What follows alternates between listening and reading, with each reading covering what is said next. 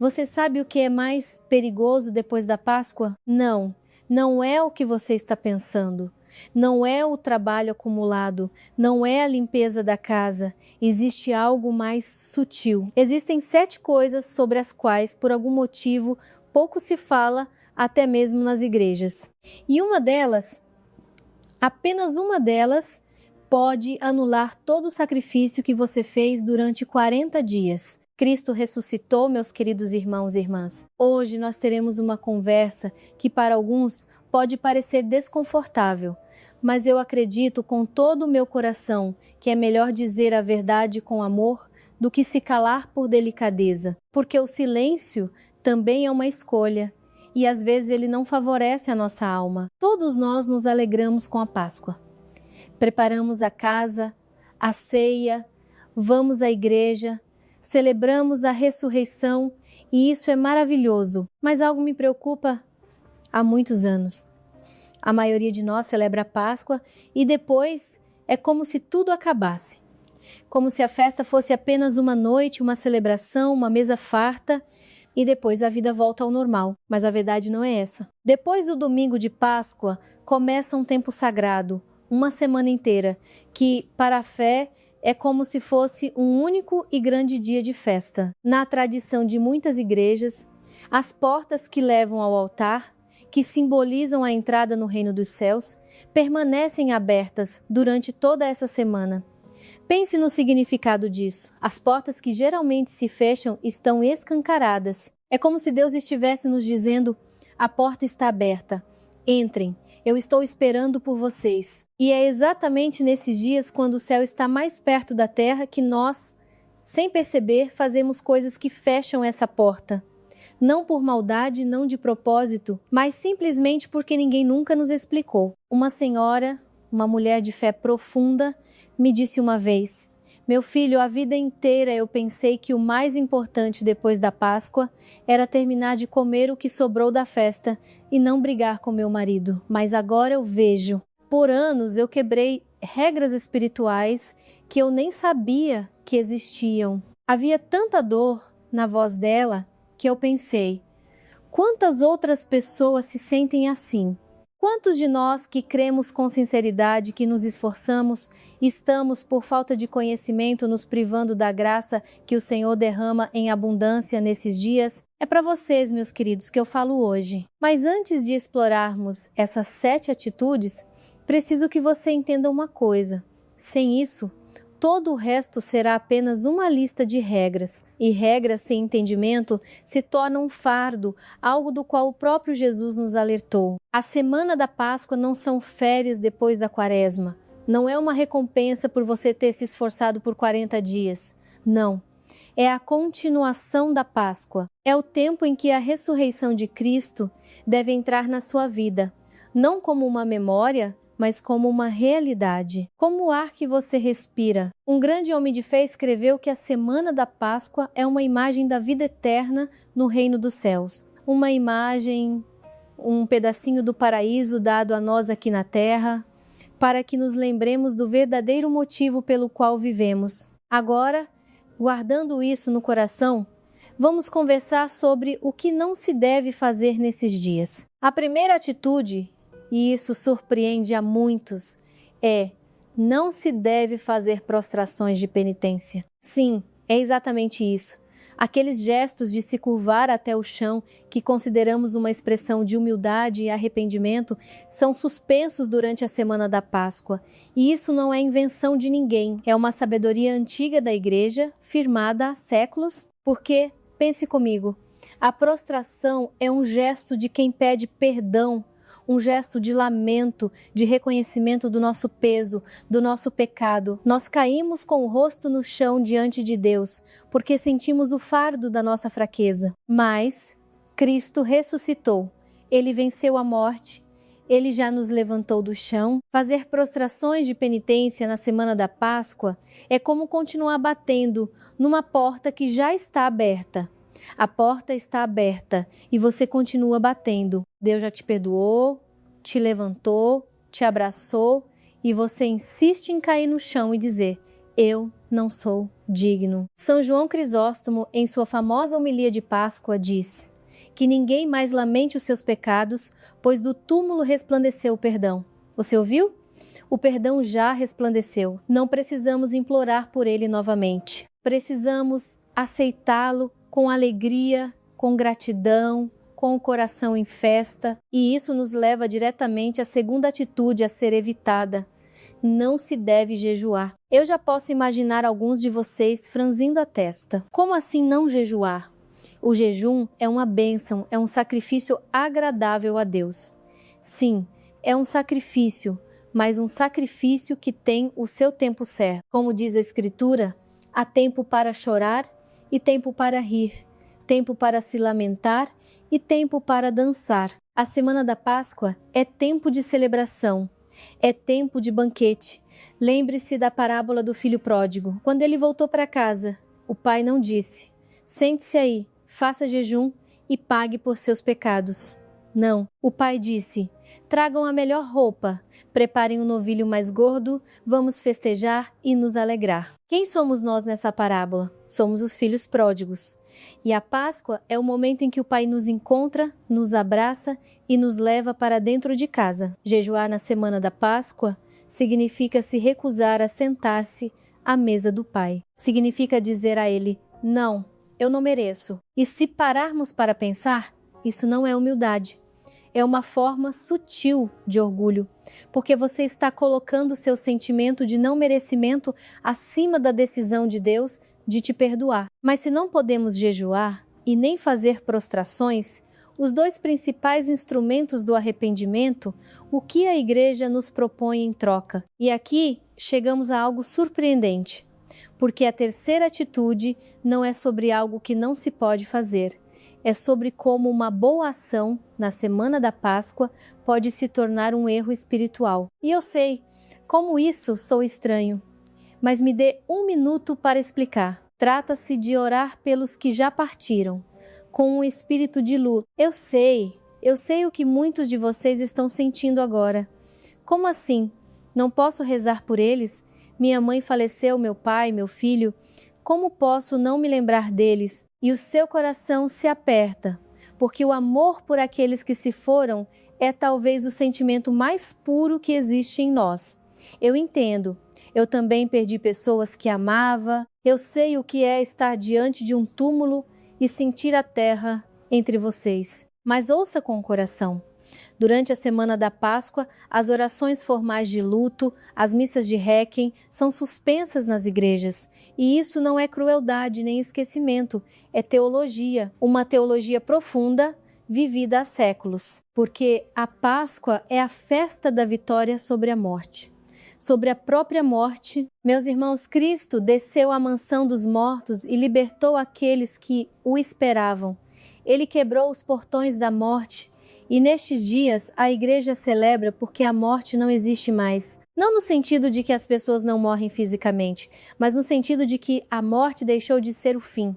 Ela se tornou uma porta, uma passagem. Quando nós nestes dias insistimos em uma oração de luto e tristeza, é como se estivéssemos voltando à dor, como se disséssemos: sim, Cristo ressuscitou, mas os meus entes queridos, eles continuam lá, na terra, mas eles não estão na terra, eles estão com Deus. E se nós cremos na ressurreição, e nós cremos, por isso celebramos a Páscoa, então o nosso luto nestes dias precisa ser diferente. Para honrar nossos entes queridos que partiram, a fé nos dá um dia especial logo após este tempo pascal. Um dia para irmos ao cemitério, não para chorar, mas para partilhar com eles a alegria da ressurreição, para levar a eles a boa notícia: Cristo ressuscitou e vocês também ressuscitarão.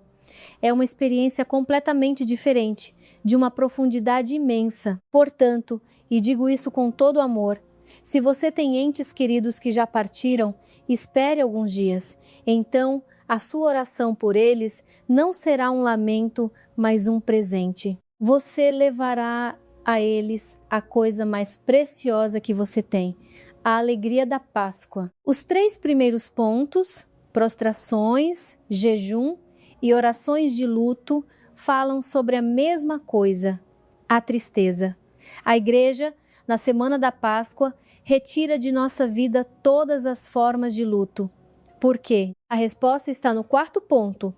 Não se celebram casamentos. Parece estranho, não é? Um casamento é alegria, é amor. O que poderia ser mais adequado para uma semana de festa? Duas pessoas que se amam querem unir suas vidas diante de Deus. Não é lindo? É lindo, mas não para agora. E eu explico o porquê. O casamento não é apenas uma cerimônia bonita, é um sacramento. É a pequena Páscoa de um casal, sua ressurreição pessoal para uma nova vida. E a igreja entende que a pequena Páscoa não deve ofuscar a grande Páscoa. A celebração universal da ressurreição de Cristo é tão imensa, tão abrangente, que à sua luz qualquer outro evento, mesmo mais feliz, perde o brilho. Na semana da Páscoa não precisamos criar as nossas próprias festas. Precisamos apenas mergulhar na festa de Deus. Até agora, meus queridos, nós falamos sobre coisas externas, sobre o que fazer ou não fazer com o corpo. Não se curvar, não jejuar, não ir ao cemitério com luto, não casar é importante, mas é apenas a superfície. Debaixo dessa superfície existe um mundo completamente diferente. E é lá que vivem as três últimas e mais importantes atitudes. Aquelas que, como eu disse no início, podem anular tudo. Para você entender, vou contar uma antiga história dos pais do deserto. Quando ali, pela primeira vez, ela transformou a minha compreensão sobre a alegria da Páscoa. Vivia no deserto do Egito um monge ancião. Ele passou décadas em penitência, jejuando, orando, dormindo em pedras. Chegou o dia da Páscoa. Os outros monges se reuniram para a refeição festiva. A mesa era simples, mas cheia de alegria. Mas o ancião não apareceu. Ele ficou em sua cela, continuando seu jejum. Um jovem monge foi chamá-lo. Mestre, venha. Hoje é Páscoa. Cristo ressuscitou. E o ancião respondeu: vocês podem festejar. Eu vou continuar meu sacrifício. Não tenho tempo para alegrias. Preciso salvar a minha alma. Quando o abade soube disso, disse ao ancião: meu irmão, você jejua por amor a Deus, mas hoje Deus preparou uma mesa e te convidou, e você se recusou a vir. A quem você está obedecendo? A Deus ou ao seu próprio orgulho? O ancião chorou, porque entendeu. Durante todos aqueles anos, seu sacrifício não era para Deus, era para o próprio sacrifício, para a sensação de ser justo por seus próprios méritos. E foi na Páscoa quando Deus disse: alegre-se, que a verdade veio à tona. O ancião não sabia se alegrar, ele só sabia sofrer. Eu conto essa história não para julgar aquele homem. Deus me livre, eu a conto porque todos nós somos um pouco como ele. Às vezes confundimos sacrifício com teimosia, humildade com uma máscara para o orgulho. E é aqui que a semana da Páscoa se torna um teste, o teste mais sutil de todos, porque ela não testa a sua capacidade de aguentar, ela testa a sua capacidade de se alegrar. Isso nos leva ao quinto ponto, talvez o mais difícil. Na semana da Páscoa não se pode julgar, fofocar ou brigar. Eu sei o que você está pensando, mas isso nunca pode. Não só na Páscoa. É verdade, o julgamento é sempre um veneno para a alma, mas na semana da Páscoa ele se torna especialmente pesado. E vou te dizer por quê. Lembre-se do que acontece na celebração da Páscoa. Estamos todos na igreja, o rico e o pobre, o jovem e o velho, o pecador e o justo. Todos somos iguais diante do Cristo ressuscitado. Todos fomos perdoados. Todos fomos acolhidos. E logo depois disso, sair e dizer para a vizinha: você viu a roupa que ela estava usando? Ou reclamar de um parente: ele só vem à igreja na Páscoa, só para aparecer, ou brigar com o marido sobre quem vai lavar a louça do almoço. O apóstolo Tiago escreveu: da mesma boca procedem bênção e maldição. Meus irmãos, não convém que isto se faça assim. Porventura, deita alguma fonte de um mesmo manancial água doce e água amarga? Na semana da Páscoa, essas palavras são como fogo, porque com essa mesma boca, horas atrás, você disse: Cristo ressuscitou, e agora com ela, você condena seu irmão, aquele por quem Cristo também morreu, aquele a quem Cristo também ressuscitou. Você consegue olhar para a pessoa que te irrita e dizer do fundo do coração: Cristo ressuscitou, sem mentir? Consegue sentir isso? Qualquer boa ação feita sem amor é um teatro. Você pode seguir todas as regras externas e ainda assim ter um coração cheio de julgamento e raiva. E então todo o seu comportamento correto se torna uma casca vazia. E agora, o sexto ponto. Está ligado a um sentimento que quase todo mundo tem depois da Páscoa. E não há vergonha nisso. Mas, se não o reconhecermos a tempo, ele pode envenenar toda a sua semana. É o seguinte: na semana da Páscoa, não se pode entregar-se ao desânimo e à murmuração. Alguém pode sorrir e dizer: é fácil falar para não desanimar. Mas e a vida real? E as contas, a doença, os problemas no trabalho, os filhos rebeldes? Como se alegrar no meio disso tudo? Eu te entendo de verdade, porque a alegria no sentido cristão não é um sorriso no rosto, não é a sensação de que tudo está bem, é algo completamente diferente. Na celebração da Páscoa, canta-se o Salmo 68, Levante-se Deus, e sejam dispersos os seus inimigos. Como a fumaça se dissipa, assim tu os dissipas. Como a cera se derrete diante do fogo, assim pereçam os ímpios na presença de Deus. Mas os justos se alegrem na presença de Deus, exultem de alegria. Você ouviu? Os justos se alegrem. Isso não é uma sugestão, é um chamado. A alegria aqui não é uma emoção, é um ato de fé. Quando você se alegra na semana da Páscoa, apesar da dor, apesar dos problemas, apesar do cansaço, você está fazendo um ato de fé. Você está dizendo: Senhor, a minha vida está difícil, mas eu creio que Tu ressuscitaste. E eu creio que a minha escuridão também vai se dissipar diante da Tua luz, como a cera se derrete diante do fogo. O desânimo é o contrário. O desânimo é um ato de incredulidade. É dizer: Cristo ressuscitou, mas isso não me ajuda. A minha dor é maior que a sua ressurreição. Isto não é um julgamento, meus irmãos. O desânimo é uma doença. Mas, justamente por ser uma doença, ela precisa ser tratada e não alimentada. A Quaresma foi o treinamento. A semana da Páscoa é a prova. Você consegue se alegrar sem as muletas do jejum, das penitências, das regras que te davam a sensação de estar fazendo algo para Deus? Você consegue simplesmente ficar de pé diante dele, de coração aberto, e se alegrar porque ele existe? O mundo inteiro, visível e invisível, celebra. E você faz parte desse mundo, você faz parte dessa alegria. Mesmo que agora esteja difícil, mesmo que você não sinta, a alegria existe. Ela está ao seu redor, como o sol por trás das nuvens. Você não o vê, mas ele está brilhando. E agora nós chegamos ao fim, ao sétimo e último ponto. Ele não é sobre prostrações, nem comida, nem rituais, nem emoções. É sobre algo muito mais profundo. Lembre-se do que eu disse no início. Uma dessas coisas pode anular tudo. É esta, a sétima. Na semana da Páscoa não se pode viver como se a Páscoa não tivesse acontecido. Eu sei, parece estranho. Como esquecer a Páscoa se acabamos de celebrar? Mas é simples. Você acorda de manhã, as mesmas preocupações, vai para o trabalho, os mesmos problemas, volta para casa, o mesmo cansaço, brigou, sentiu inveja, guardou mágoa, rolou o feed do celular, foi dormir. Onde está a ressurreição aí? Onde está a vitória sobre a morte? Onde está ou as coisas velhas já passaram?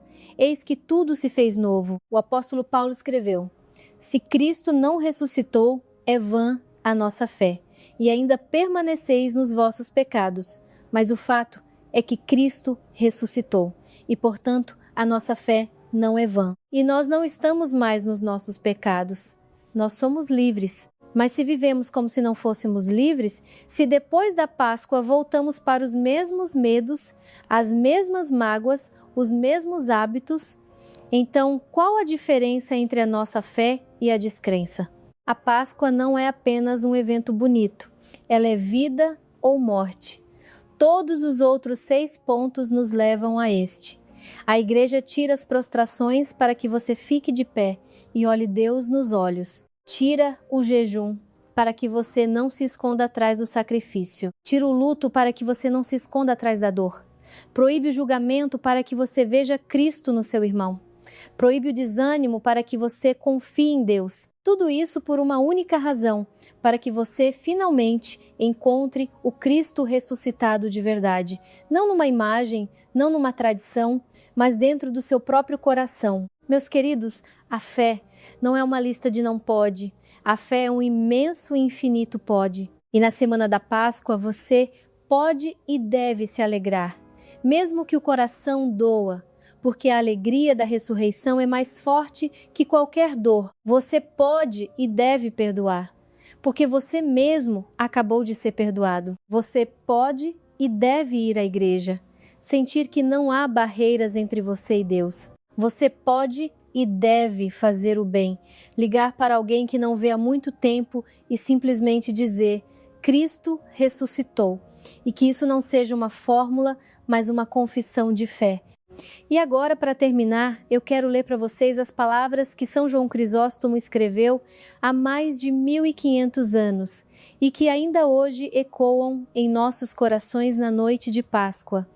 Ouçam com a alma: se alguém é piedoso e ama a Deus, que desfrute desta festa bela e luminosa. Se alguém é um servo fiel, que entre alegre no gozo do seu Senhor. Quem se afadigou no jejum, receba agora a sua recompensa. Quem trabalhou desde a primeira hora, receba hoje o justo salário. Quem chegou depois da terceira, celebre com gratidão. Quem chegou somente na 11ª hora, não tema por sua demora, pois o Senhor é generoso.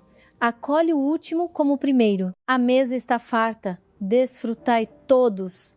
O novilho é gordo, que ninguém saia com fome. Desfrutai todos do banquete da fé.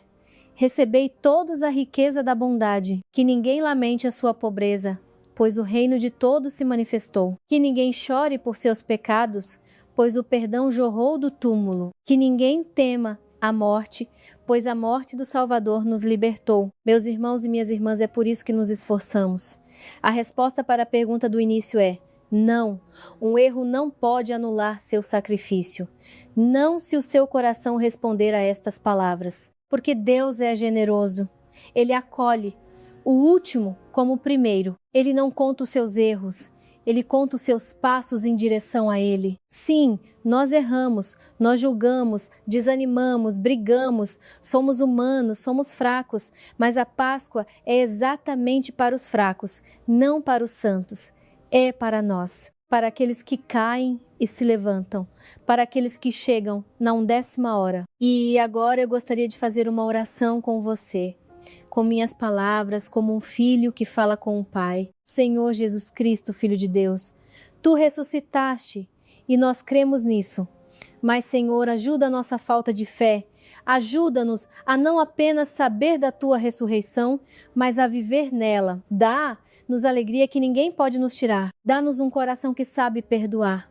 Dá-nos olhos que Te veem em cada pessoa, em cada dia, em cada respiração. Nós somos fracos, Senhor, nós esquecemos, nós erramos, mas Tu és generoso e nós vimos a Ti, alguns na primeira hora, outros na última. Acolhe a todos nós. Amém. Cristo ressuscitou, meus queridos. E que esta Semana Santa se torne para você não uma lista de proibições, mas a semana em que você, pela primeira vez, sentiu de verdade o que significa. Ele ressuscitou verdadeiramente. Fiquem com Deus e cuidem uns dos outros.